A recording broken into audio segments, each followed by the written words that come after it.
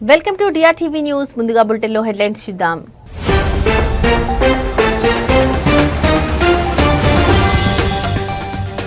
పెద్ద మొత్తంలో చెల్లింపులు చేసే వారికి గుడ్ న్యూస్. యూపీఐ లిమిట్ భారీగా పెంపు.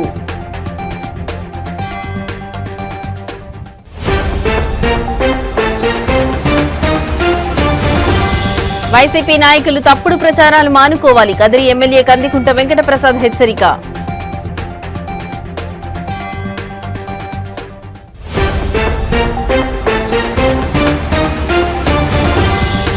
యూరియా కోసం రోడ్డెక్కిన రైతులు. సత్యసాయి జిల్లా కలెక్టరేట్ ఎదుట అన్నదాతల ధర్నా.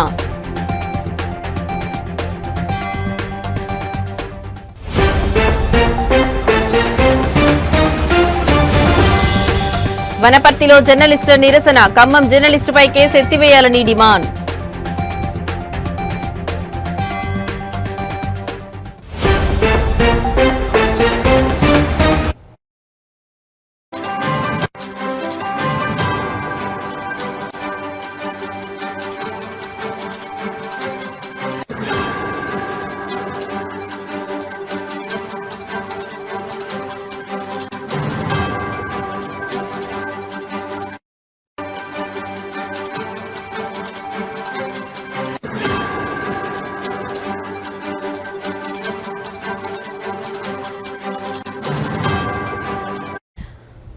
రైట్, ఇక బ్రేకింగ్ న్యూస్ చూస్తున్నాం. యూపీఐ ద్వారా పెద్ద మొత్తంలో చెల్లింపులు చేసే వారికి శుభవార్త. తరచూ లావాదేవీల పరిమితి సమస్యను ఎదుర్కొనే వారికి national payments corporation of India ఊరట కల్పించింది. ఎంపిక చేసిన కొన్ని కీలక రంగాల్లో రోజువారీ లావాదేవీల పరిమితిని ఏకంగా 10 లక్షల వరకు పెంచుతూ నిర్ణయం తీసుకుంది. ఈ కొత్త నిబంధనలు ఈ రోజు నుంచి అమల్లోకి వచ్చాయి. ఇంతకుముందు పెద్ద మొత్తంలో బీమా ప్రీమియంలు, పెట్టుబడులు లేదా ఇతర ఖర్చులు చెల్లించాలంటే లావాదేవీలను విభజించాల్సి రావడం లేదా చెక్కులు, బ్యాంకు బదిలీల వంటి పాత పద్ధతులను ఆశ్రయించాల్సి వచ్చేది. ఈ ఇబ్బందులను తొలగించి అధిక విలువైన లావాదేవీలను డిజిటల్ బాట పట్టించేందుకే ఈ మార్పులు చేసినట్లు ఎన్పీసీఐ స్పష్టం చేసింది. అయితే ఈ పెంచిన పరిమితులు కేవలం వ్యక్తుల నుంచి వ్యాపారులకు చేసే చెల్లింపులకు మాత్రమే వర్తిస్తాయి.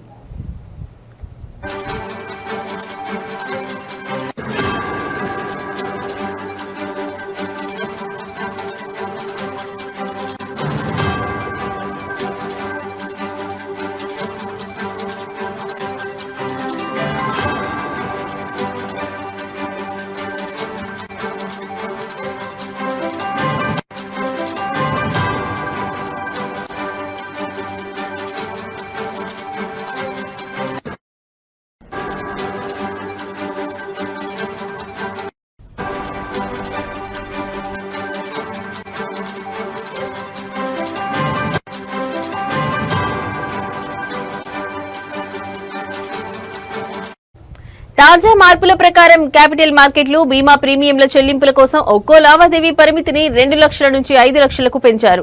ఈ విభాగాల్లో ఒక రోజులో గరిష్టంగా 10 లక్షల వరకు చెల్లించవచ్చు. అలాగే రుణ వాయిదాలు, ప్రయాణ బుకింగ్లు, ప్రభుత్వ ఈ మార్కెట్ ప్లేస్ లావాదేవీల కోసం కూడా ఒక్కో లావాదేవీ పరిమితిని 5 లక్షలకు పెంచారు. క్రెడిట్ కార్డు బిల్లుల చెల్లింపులకు ఒక్కో లావాదేవీకి 5 లక్షల వరకు అవకాశం కల్పించగా రోజువారీ పరిమితిని 6 లక్షలుగా నిర్ణయించారు. నగల కొనుగోళ్లకు లావాదేవీ పరిమితిని 2 లక్షలకు, రోజువారీ పరిమితిని 6 లక్షలకు పెంచడం ద్వారా వినియోగదారులకు కొంత వెసులుబాటు కల్పించారు.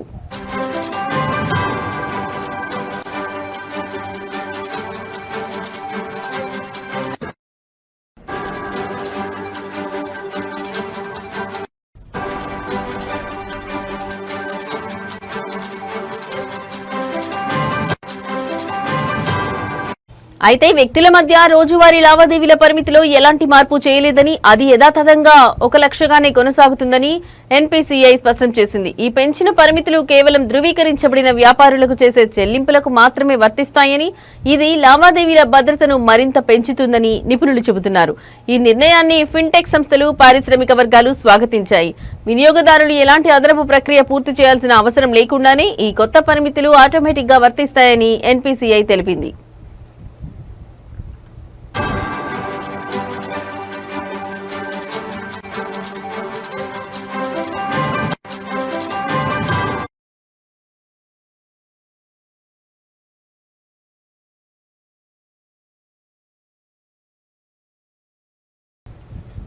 నెల్లూరు జిల్లాకు మొదటి మహిళా సూపరింటెండెంట్ ఆఫ్ పోలీస్ గా అజితా విజన్ల బాధ్యతలు స్వీకరించారు. గంజాయి రహిత జిల్లాగా నెల్లూరుని మార్చడమే తన ప్రధాన లక్ష్యమని ఈ సందర్భంగా ఆమె తెలిపారు. తెనాలికి చెందిన అజితా విజన్ల తల్లిదండ్రులు హైదరాబాద్ లో ఉద్యోగస్తులు కావడంతో ఆమె ప్రాథమిక విద్య అక్కడే సాగింది.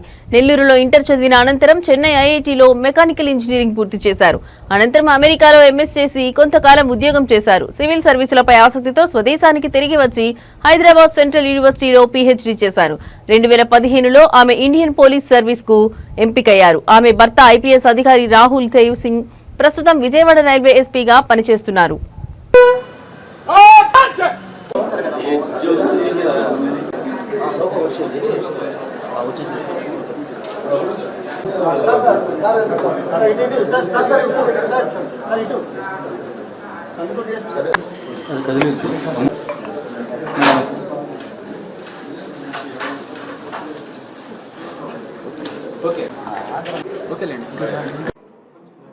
ఇక్కడ సమావేశమైన మన మీడియా మిత్రులందరికీ అభివందనలు. నేను ఎస్పీ నెల్లూరుగా ఛార్జ్ తీసుకోవడం జరిగింది. నాకు ఈ అవకాశం కల్పించిన గౌరవనీయులైన ముఖ్యమంత్రి గారికి, డీజీపీ గారికి నా హృదయపూర్వక కృతజ్ఞతలు. ఈ జిల్లాకి ఎస్పీగా రావటం అండ్ ఇక్కడ పరిస్థితుల్ని బట్టి ఇక్కడ నా లా అండ్ ఆర్డర్ ఎన్ఫోర్స్మెంట్ చేయటం నా టాప్ ప్రయారిటీ. సో దాని ప్రకారంగా అందరి కోఆపరేషన్తో ముందుకెళ్దామనేసి ఆశిస్తున్నాను. ముఖ్యంగా ప్రతి చోట లా అండ్ ఆర్డర్ ఎన్ఫోర్స్మెంట్కి ముఖ్యంగా కావాల్సింది మన రౌడీ ఎలిమెంట్స్ కంట్రోల్ చేయటము అండ్ క్రైమ్ అగెయిన్స్ట్ విమెన్ జరగకుండా చూసుకోవటము, sense of safety and security అందరిలోనూ ఉండటం చూసుకోవాలి. సో దానికోసం పోలీస్ డిపార్ట్మెంట్ తరఫున మా మొత్తం టీంతో ఎఫిషియెంట్గా వర్క్ చేసేట్టుగా కంపల్సరీ కృషి చేస్తాను. ఇంపార్టెంట్లీ ఇక్కడ యువత ఎటువంటి డ్రగ్స్ వంటి వాటిలోకి వెళ్లకుండా enforcement both supply and demand side control చేయడానికి మేము అన్ని రకాలుగా కృషి చేస్తాము. మీకు తెలిసింది ఈగల్ అని ఒక ప్రత్యేక బృందం కూడా రాష్ట్రం తరపున పోలీస్ డిపార్ట్మెంట్తో ఏర్పాటు చేయడం జరిగింది. సో మనం డిస్ట్రిక్ట్లో కూడా చాలా ఇంపార్టెన్స్ ఇచ్చి డ్రగ్ ఎన్ఫోర్స్మెంట్ సరిగా చేస్తాము. సెకండ్ థింగ్, ఇంపార్టెంట్లీ ఈ మధ్య cyber crime and financial frauds ఇవి రెండు చాలా ఎక్కువ అవుతున్నాయి. సో స్పెషల్ టీమ్స్ పెట్టుకొని మా టెక్నికల్ కేపబిలిటీని కూడా పెంచుకొని మా టీం అందరినీ కూడా మంచిగా ట్రైన్ చేసుకొని వాటన్నిటినీ ట్రాక్ చేసేట్టుగా అండ్ మంచిగా ఇన్వెస్టిగేట్ చేసేట్టుగా చూస్తాము. అండ్ డిటరెన్స్ కూడా ఉండేట్టుగా స్టెప్స్ తీసుకుంటాము.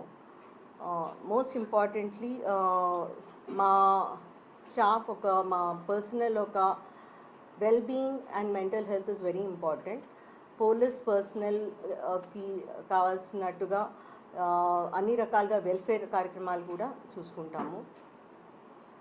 And last but not the least, the top priority ప్రజలకి అందుబాటులో ఉండటము. సో పీపుల్ సెంట్రిక్ డెసిషన్స్ తీసుకుంటూ ఎప్పుడు ప్రజలకి అందుబాటులో ఉంటాను. నేను ఆఫీస్లో ఎప్పుడైనా కానీ anybody can walk in to my office and phone అందరి దగ్గర ఉంటుంది, డిస్ట్రిక్ట్ ఎస్పీ నంబర్ మీ దగ్గర ఉంటుంది. ఎప్పుడైనా ఏదైనా ఇన్ఫర్మేషన్ చేయాలనుకున్నా కానీ మీడియా మిత్రులు కానీ ప్రజల్లో ఎవరైనా కానీ anybody please do not hesitate, నాకు ఎప్పుడైనా కాల్ చేయొచ్చు, నేను కాల్స్ తీసుకుంటాను. సో అండ్ ఎనానిమిటీ కూడా ఉంటుంది. సో మీరు ప్రజలకి మన సొసైటీలో మనం లా అండ్ ఆర్డర్ ఎన్ఫోర్స్మెంట్కి అన్ని రకాలుగా కృషి చేస్తున్నానని నేను అనిపిస్తున్నాను. Thank you. Overall it's a very good district అండి. వీ హ్యావ్ హ్యాడ్ మా ముందు చాలా మంచి ఆఫీసర్స్. చిత్తూరు జిల్లా స్వయంభూ శ్రీ వరసిద్ధి వినాయక స్వామి వారి దేవస్థానం కాణిపాకంలో జరుగుతున్న వార్షిక బ్రహ్మోత్సవాలలో భాగంగా 19వ రోజు రాత్రి కామధేను వాహన సేవ వైభవంగా జరిగింది. ఈ కార్యక్రమంలో సిద్ధి బుద్ధి సమేత శ్రీ వరసిద్ధి వినాయక స్వామి వారు కామధేను వాహనంపై కొలువై కాణిపాకం పురవీధుల్లో గ్రామోత్సవంలో పాల్గొన్నారు. స్వామివారిని దర్శించుకోవడానికి భక్తులు పెద్ద సంఖ్యలో తరలివచ్చారు. ఈ కార్యక్రమంలో దేవస్థానం కార్యనిర్వహణాధికారి పెంచల కిషోర్, ఆలయ అధికారులు, కామధేను వాహన ఉభయదారులు మరియు ఇతర భక్తులు పాల్గొన్నారు. స్వామివారికి ప్రత్యేక పూజలు, హారతులు నిర్వహించారు.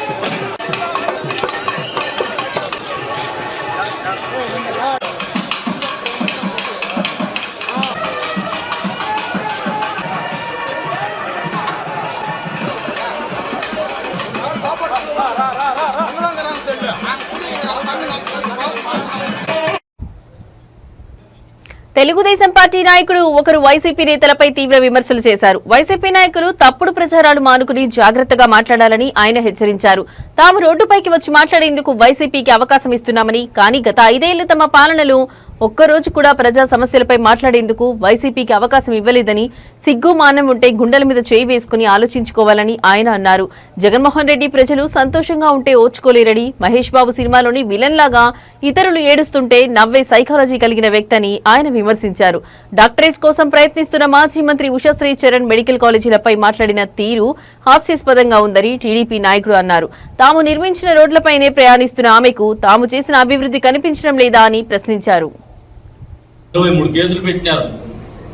ధర్నాలు చేస్తే ప్రజా సమస్యల మీద గలమెప్పాలంటే హౌస్ అరెస్ట్, ఇళ్లల్లే పోలీసులు వచ్చి కూర్చునేవాళ్ళు.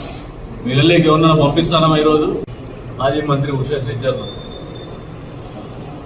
మీరు కట్టిండే మెడికల్ కాలేజీలో అసలు పిల్లర్స్ చేసేది వదిలేస్తే గుంతలు పడి నీళ్లుంటే దాంట్లో పోయేసి స్నానాలు చేయమన్నట్లు రాజకీయం చేసి చూస్తారు. మీకు తెలిసిన రాజకీయం అది ఆడమనిషి, అందులో డాక్టరేట్ కోసం ప్రయత్నం చేస్తాను.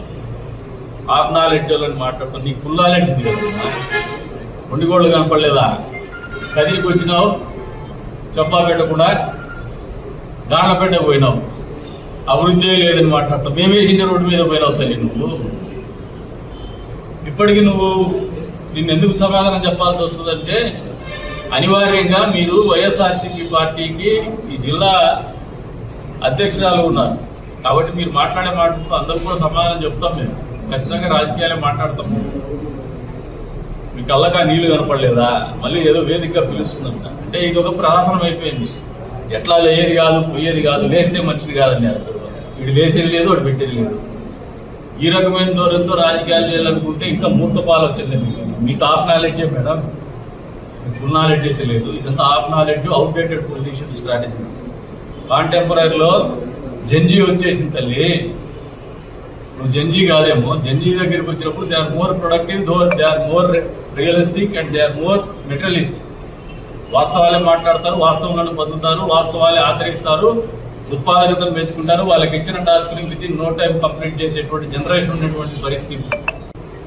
ప్రజలకు మంచి చేసే విధానంలో ప్రతిపక్షం కూడా నిర్మాణాత్మకంగా వ్యవహరించాలి కానీ అడ్డగోలుతనంగా అపోహలు సృష్టించి అబద్ధాలు ఆడుతూ రాజకీయ లాభాపేక్ష పెట్టుకొని ప్రజల్ని మభ్యపెట్టే ప్రయత్నం జగన్మోహన్ రెడ్డి మొదటి రోజు నుంచి కూడా, పార్టీ స్థాపించినప్పటి నుంచి కూడా ఇదే రకమైనటువంటి ఆలోచన ఉంది. అందుకే ఆయన్ని సైకో జగన్ అంటారు.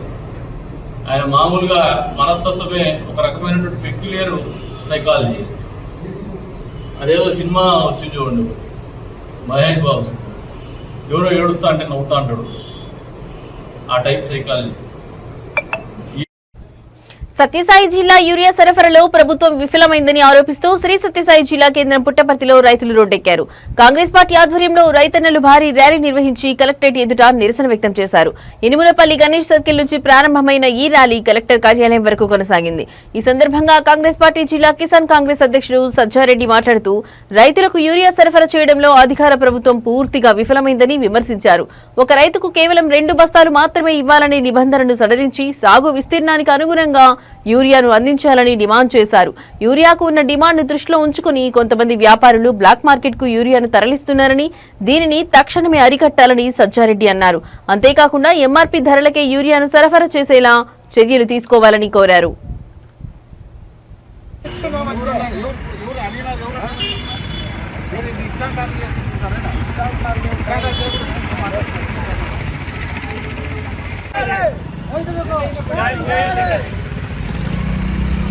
రైతుల యొక్క సమస్యలను రైతుల యొక్క నష్టపరిహారాన్ని రైతుల యొక్క నష్టపరిహారాన్ని రైతుల యొక్క నష్టపరిహారాన్ని కిసాన్ కాంగ్రెస్ కిసాన్ కాంగ్రెస్ కిసాన్ కాంగ్రెస్ రాహుల్ గాంధీ షర్మిలా రెడ్డి షర్మిలా రెడ్డి రాహుల్ గాంధీ ప్రియాంక గాంధీ కిసాన్ ఎరువుల పంపిణీ కార్యక్రమంలో కొంత జాప్యము అవకతవకలు జరుగుతుంది కాబట్టి మేము రైతుల తరఫున కాంగ్రెస్ డిస్ట్రిక్ట్ చైర్మన్ సజ్జారెడ్డిగా నేను ఇక్కడ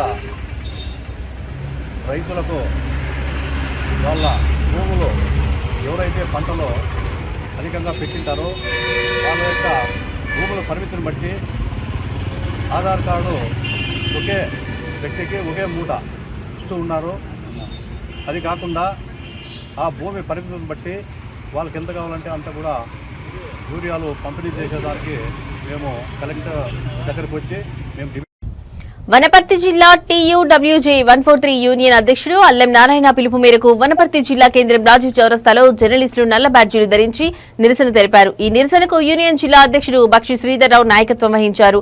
యూరియా కొరతపై వార్త రాసినందుకు Khammam T News bureau chief సాంబశివరావుపై పెట్టిన అక్రమ కేసులు వెంటనే ఎత్తివేయాలని వారు డిమాండ్ చేశారు. నిరసన అనంతరం జర్నలిస్టులు జిల్లా కలెక్టర్ ఆదర్శ్ సురభికి వినతి పత్రం అందజేశారు.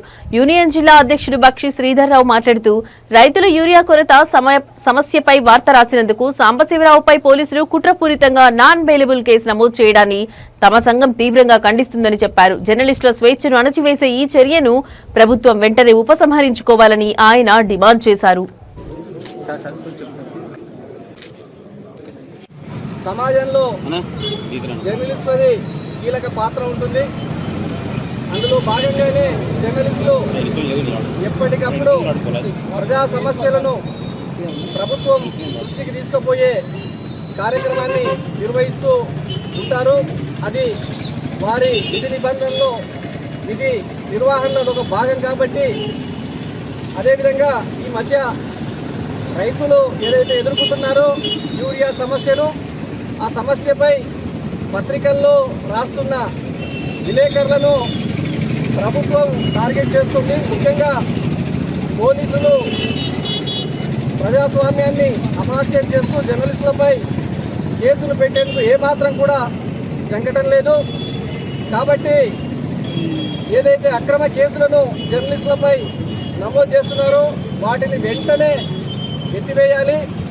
అదేవిధంగా మన జిల్లాలో కూడా ఇలాంటి కేసులను చాలామంది కూడా తప్పుడు ఫిర్యాదులు ఇవ్వటం, వారిపై కేసులు నమోదు చేసేందుకు పోలీసులు కూడా ఆసక్తి చూపడం అనేది చాలా దారుణమైన అంశము.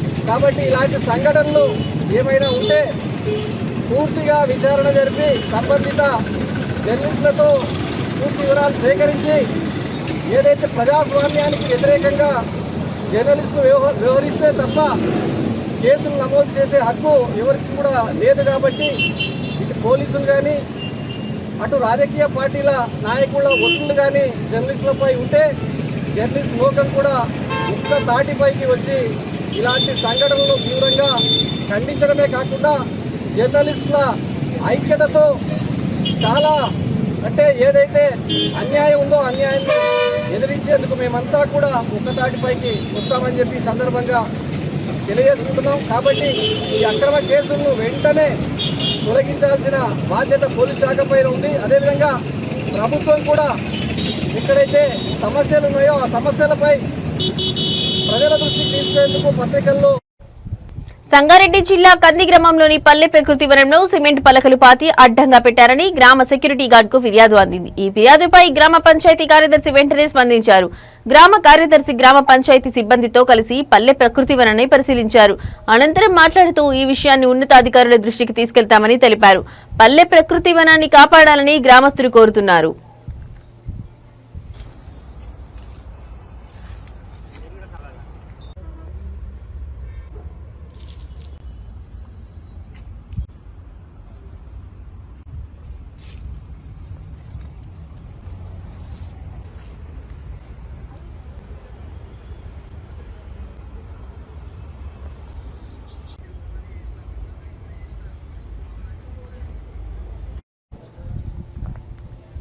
ముందుగా మన దేశ ఆర్థిక వ్యవస్థను మరింత పారదర్శకంగా సమగ్రంగా మార్చేందుకు కేంద్ర ప్రభుత్వం తీసుకువచ్చిన జీఎస్టీ వస్తు సేవల పన్నుపై అవగాహన కల్పించడానికి ఈ సదస్సు జరపడం ఆనందంగా ఉందని బీజేపీ ఎంపీ రఘునందన్ రావు తెలిపారు. ఈ సందర్భంగా ఆయన మాట్లాడుతూ మన దేశంలో ముందు చాలా రకాల పన్నులుండేవి. Excise, VAT, sales tax, service tax ఇవన్నీ వ్యాపారవేత్తలకు గందరగోళం, రెట్టింపు పన్ను భారాన్ని కలిగించేవని, ఇవన్నీ తొలగించి ఒక దేశం ఒక పన్ను ఒక మార్కెట్ అనే లక్ష్యంతో జీఎస్టీ ప్రవేశపెట్టబడిందని అన్నారు. పారదర్శకత పన్నులు ఎక్కడి నుంచి వస్తున్నాయి, ఎక్కడ ఖర్చవుతున్నాయన్నది స్పష్టంగా తెలుస్తుందని అన్నారు. మన చిన్న వ్యాపారులు భయపడాల్సిన అవసరం లేదు. జీఎస్టీలో కాంపోజిషన్ స్కీమ్ ద్వారా టర్నోవర్ తక్కువ ఉన్న వారికి సులభమైన విధానాలు, తక్కువ పన్ను రేట్లు అమలు చేస్తున్నారు. ఇది వ్యాపార అభివృద్ధికి తోడ్పడుతుందని అన్నారు. దీపావళి పండుగని రెండోసారి ఇప్పటికే ప్రజలకు అందించినటువంటి ప్రభుత్వం నరేంద్ర మోడీ గారి ప్రభుత్వం. రాజకీయాలకు కాకుండా పేద ప్రజల అభ్యున్నతి లక్ష్యంగా నరేంద్ర మోడీ గారి నాయకత్వంలో భారత ప్రభుత్వం ఎల్లప్పుడూ పేద ప్రజల కోసం, పేద ప్రజల సంక్షేమం కోసం దాంట్లో భాగంగా మొట్టమొదటిసారిగా నరేంద్ర మోడీ గారి నాయకత్వంలో ఈసారి బడ్జెట్ ప్రవేశపెట్టినప్పుడు చాలా మంది అనుకుంటారు కాంగ్రెస్ చాలా గొప్పగా చేస్తుంటే మన్మోహన్ సింగ్ ఉండగా ఇట్లయింది అట్లయింది అని అనుకుంటారు.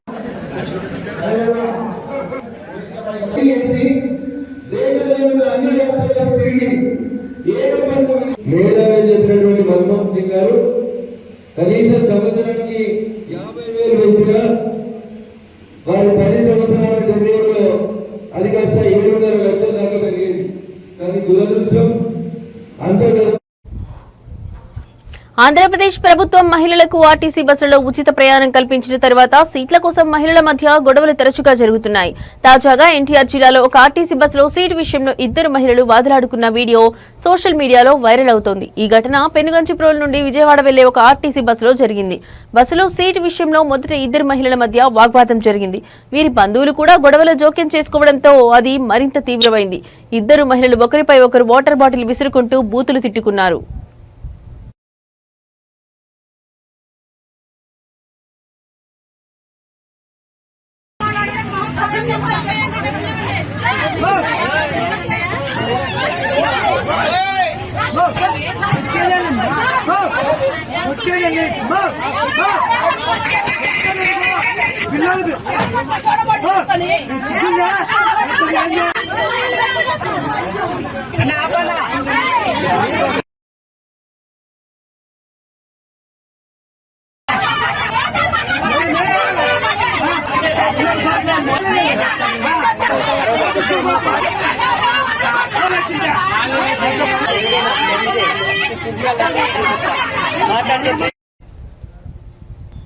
పల్నాడు జిల్లా చిలుకలూరుపేటలోని వివేకానంద కాంప్లెక్స్ లో సెప్టెంబర్ 13న నిర్వహించిన కార్యక్రమంలో ఖమ్మంలోని నేచర్ యానిమల్ కేర్ సెంటర్ కు చెందిన శ్రీమతి పద్మా యాదవ్ కు ఉత్తమ జాతీయ శ్రీ సాయి ప్రజాసేవ రత్న పురస్కారం 2025 అందజేశారు.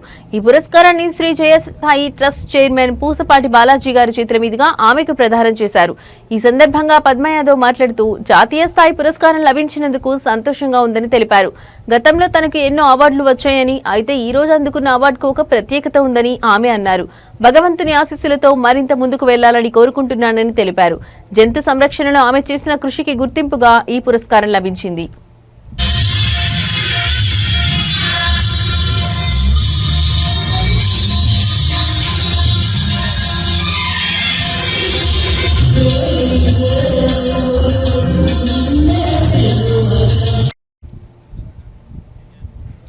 ఇవి ఇప్పటివరకున్న బులెటిన్ అప్డేట్స్. నమస్తే.